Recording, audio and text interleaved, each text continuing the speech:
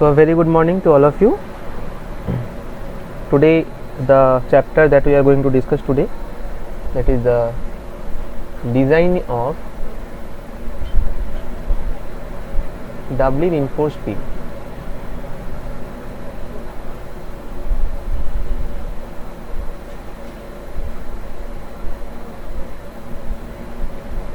Designing of doubly reinforced beam. This chapter we will start from today. Okay. Now look, in the last class we have completed the designing of singly reinforced beam.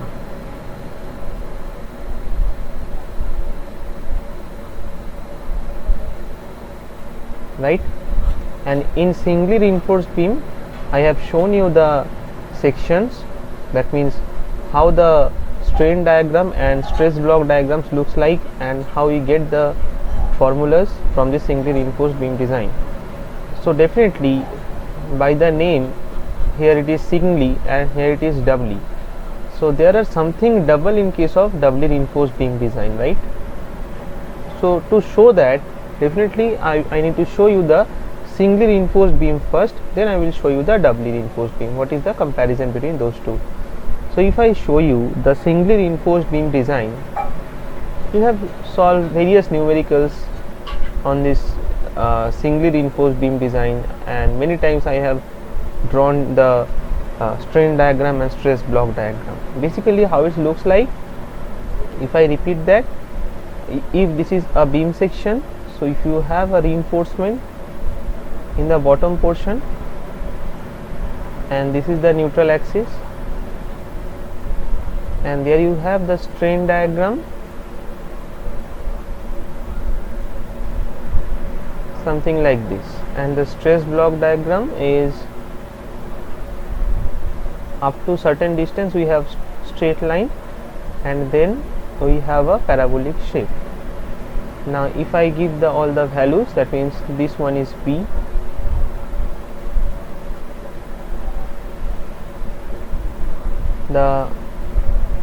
this is the effective depth from the center of the bottom reinforcement, and this is the overall depth, maybe denoted by capital D.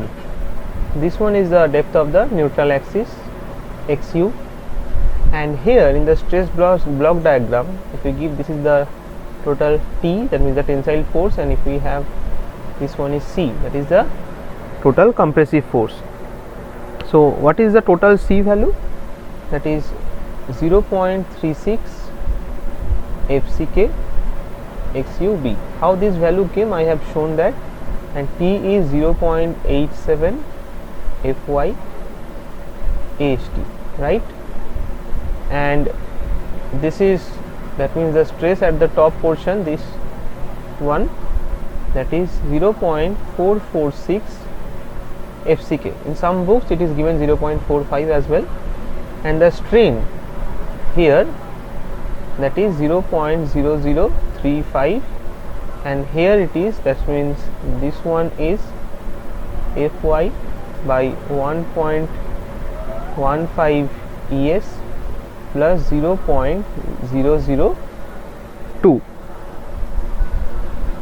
and here it is 0, and definitely there is a level that is at where the strain value is 0.002, and that particular level, we up to that distance we have the straight line. Okay, and this compressive force is passes through a certain distance from the top level, and that is 0.42 XU, and this distance where the strain level is 0.002, that distance is 0.43 XU. So remember, these two things are very important. Here it is 0.43 and here it is 0.42. I have proved that using the Varigner's theorem, I think, if you have remembered that thing. Now this is whatever I have told, that is, this is for the singly reinforced beam section. Now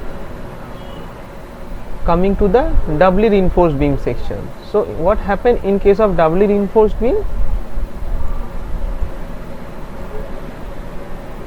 Look here, in case of doubly reinforced beam, the reinforcement is provided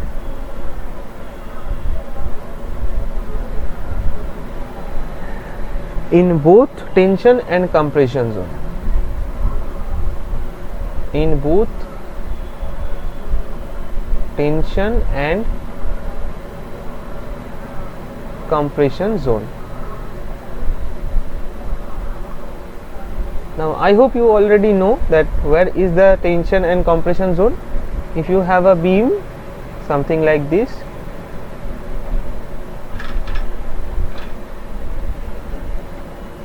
and if you have the support here, suppose you have the support, here you have the support, so in the center portion here, if you make the section, so if you draw the section over here,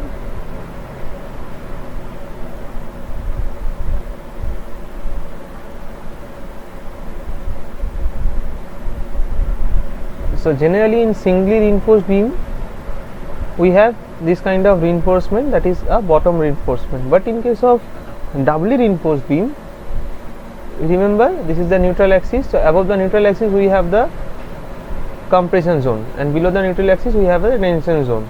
So in tension zone the reinforcements are already there, but in the compression zone we need to provide the reinforcement in case of doubly reinforced beam section. So these are the reinforcement which are provided in case of doubly reinforced beam section design, and these are denoted by ASC.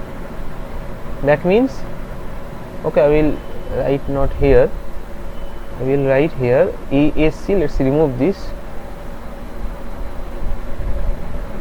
ASC is area of steel under compression. Okay, and these are similar to like previous one, that is AST, and AST means what? It is area of steel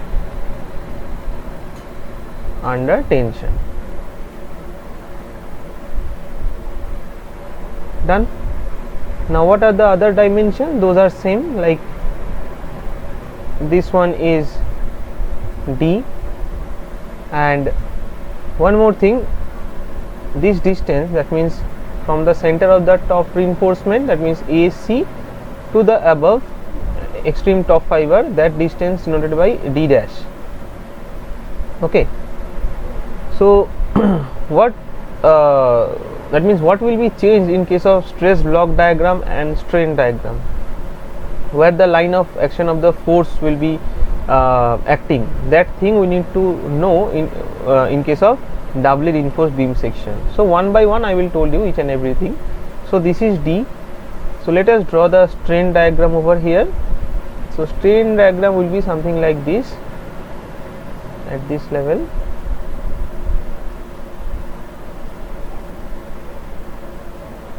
Okay, so this is the strain diagram.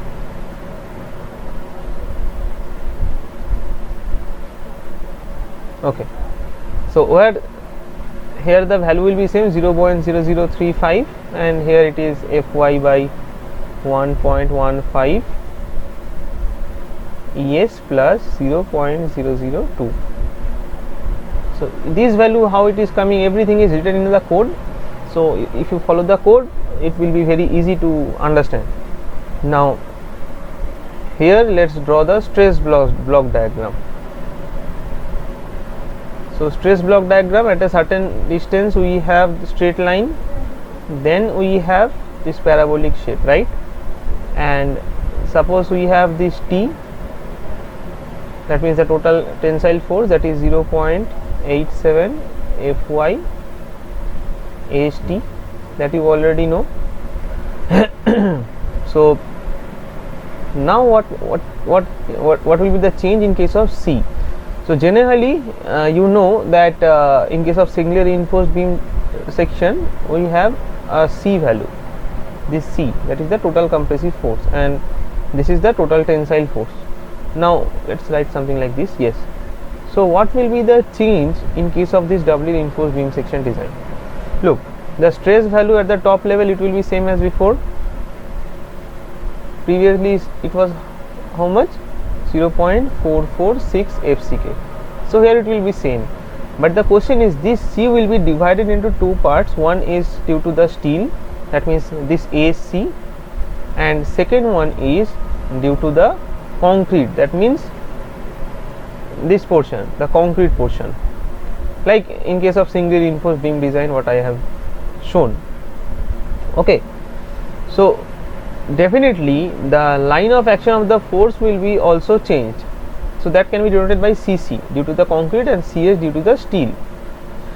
Now where is the position of this CS and CC? That thing we need to also know. So let us remove the C. Now we have confirmed that C will be divided into two parts, one is due to concrete and one is due to steel.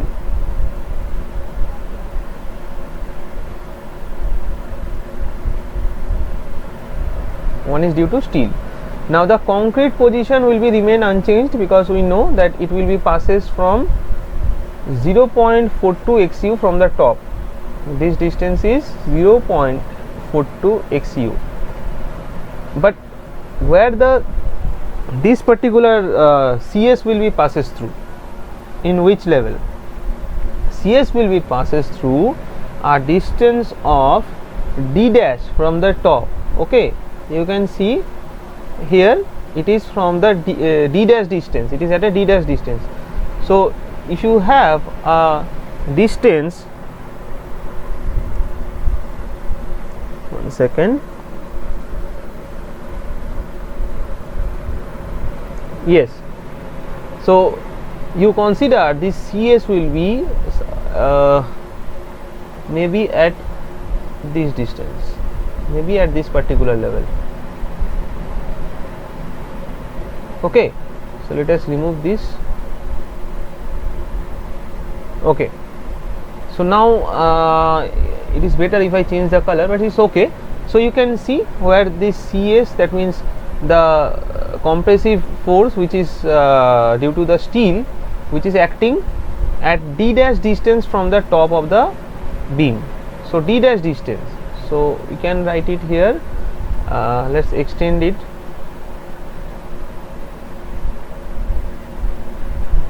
This is CS and this is from the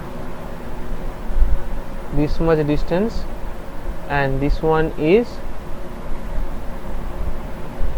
D dash from the top.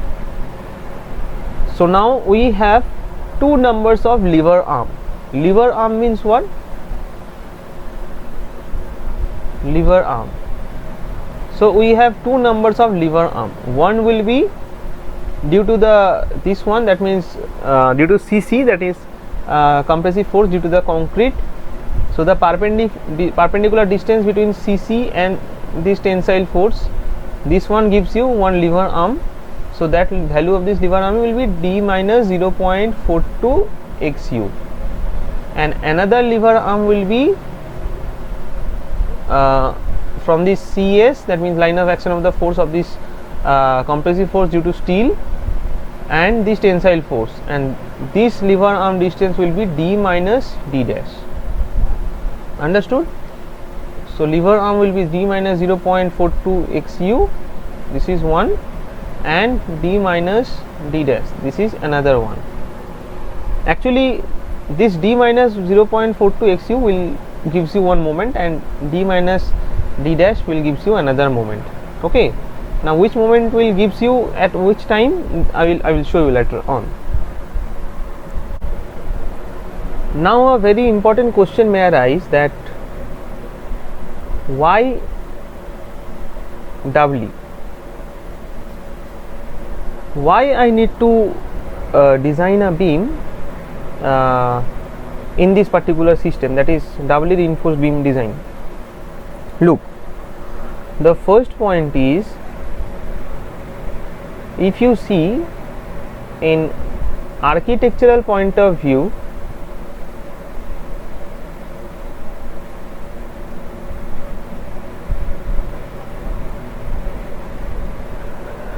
if you see, that means if you have the beam section is this one, suppose this one is B and this one is D. Now without increase the value of this D, without increasing the value of this overall depth, if you want to increase the load carrying capacity of the beam, you can provide the reinforcement in the compression zone, that means here. In singly reinforced beam we have reinforcement in the bottom portion, it is clear, but if you put the ASC, that means area of steel under compression, that I have shown above, if you put that in your beam, so that you can increase the load carrying capacity of the beam and can take the extra moment which can't carried by the singly reinforced beam section. So that is one point. And second point is, if you have moving load,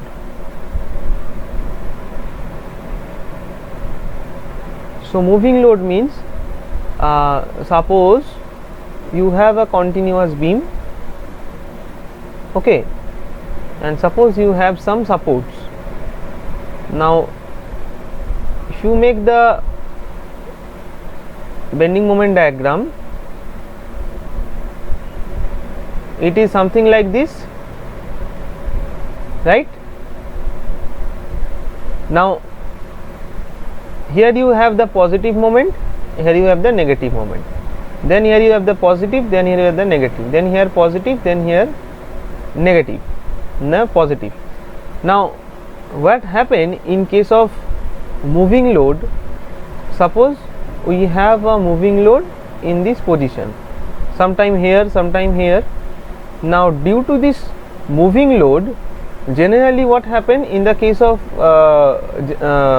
any kind of load, not the moving load, generally in the beam section we have the compression zone in the top portion. Here we have the compression zone and here we have the tension zone. Here we have the tension zone. So concrete basically resists the compression, right, and the steel basically resists the tension. So that is why we provide the steel in the lower portion as it is tension. Now what happen in case of moving load?